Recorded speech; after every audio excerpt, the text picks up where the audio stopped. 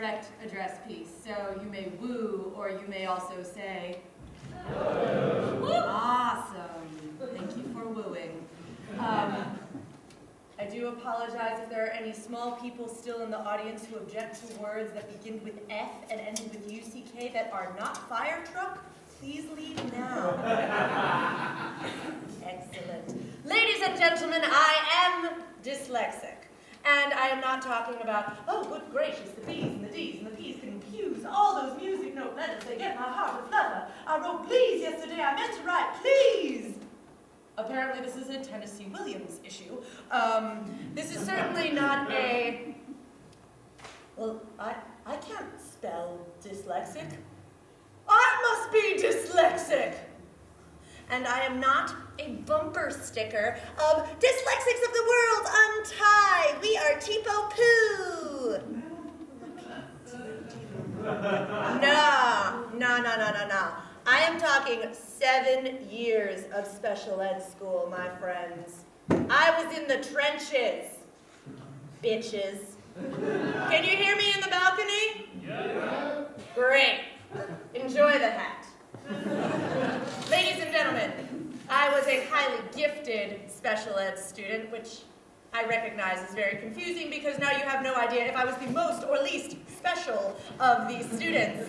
But I was captain of the varsity girls basketball team. You can imagine the fear we invoked in our opponents. Our fleet of tiny buses descending upon their special blazed across the top. Fear me, I will wipe the floor with you and all of the drool that I can't keep inside my mouth. I know that's what y'all thinking. It's not like that, really. It's just that things are a little bit different in special ed school. For example, at my school, all of the cheerleaders were actually the brainiacs. The rest of us cannot spell aggressive on a regular basis. But, you know, I was like the outcast kid. I was kind of badass. I could make friends with kids at other schools. It was like Ferngully, and I was the one who could speak to the humans. So I might invite one of the humans to one of our parties, and they'd be like, yeah, man, let's get high. And I would say, oh, no.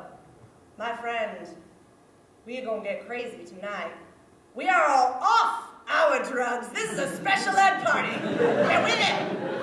I would go home, and I would write about all my shenanigans in my journal, and then...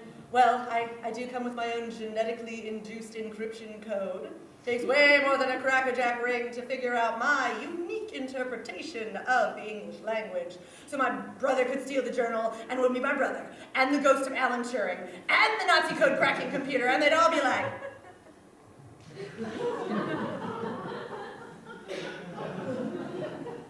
Well, this is a puzzle now, isn't it?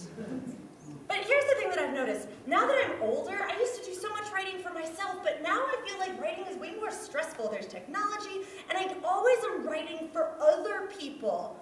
Who here are those people who just would really prefer to only ever text message or G-chat? Waiting for woos? Yeah. Woo! Yeah, I hate all of you! I have spent the first 15 years of my academic life trying to learn your language, and now you want me to abbreviate everything and forego punctuation. And I promise you, T9 and spell check are not helpful for those of us who cannot read the difference between the words. I am having anxiety attacks over here, trying to figure out if I just send you a text message about my boob or about poop. Different issue.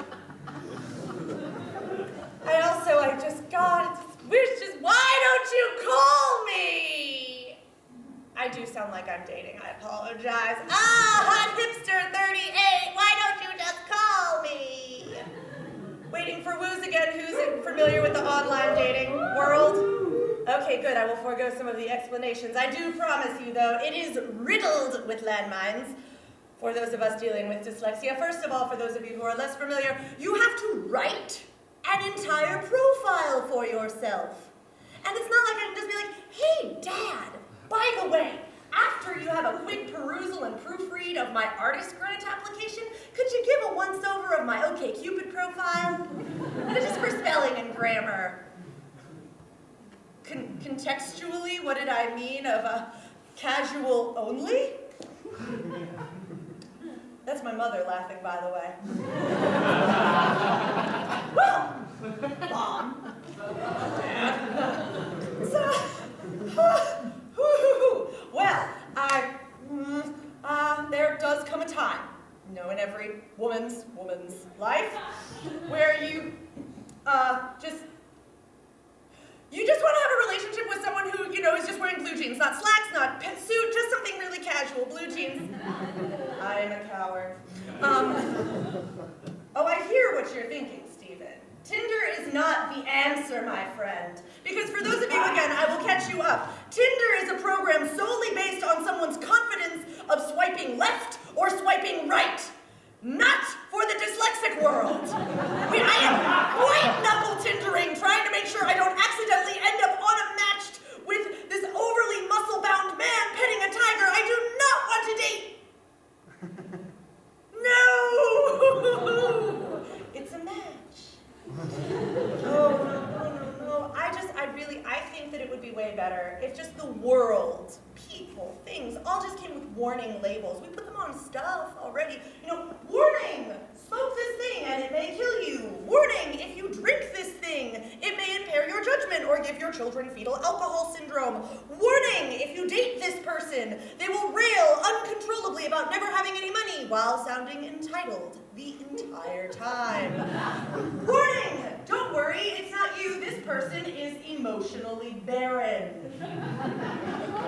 Warning, this person will fart uncontrollably in their sleep every night. I'm in a relationship right now. Aren't you proud, Mom? No, he's actually, yes, she wooed. No, he's a very lovely guy, and he's not human. He's a special person like me, but we do have different disabilities, and so we can't do all of the things you humans do when you're in relationships. I might, for example, be playing with my niece and my nephew, and we're like, yes, blocks, they're amazing! And he's like, hey there, Maren, you want to go to the BEDROOM later and have some FUN? My reaction, blocks! My nephew's like, he's trying to talk to you.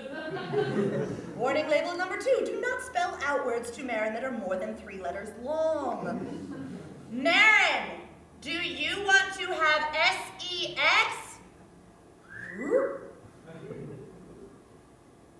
Oh, yes, I do, very, very much. But please do remember, warning label number 3, I'm so happy to discuss politics or things of an intellectual variety. But remember, I get highly anxious about subjects that we bring up on Sesame Street, directions, letters, numbers. So when you are rogering me, once again, do not tell me left and right. This is going to totally throw me into a panic. And I promise you, the last thing that I want to get as a naughty gift is a book of Kama Sutra to read while we're trying to be intimate. Because I promise you, there are very few things that are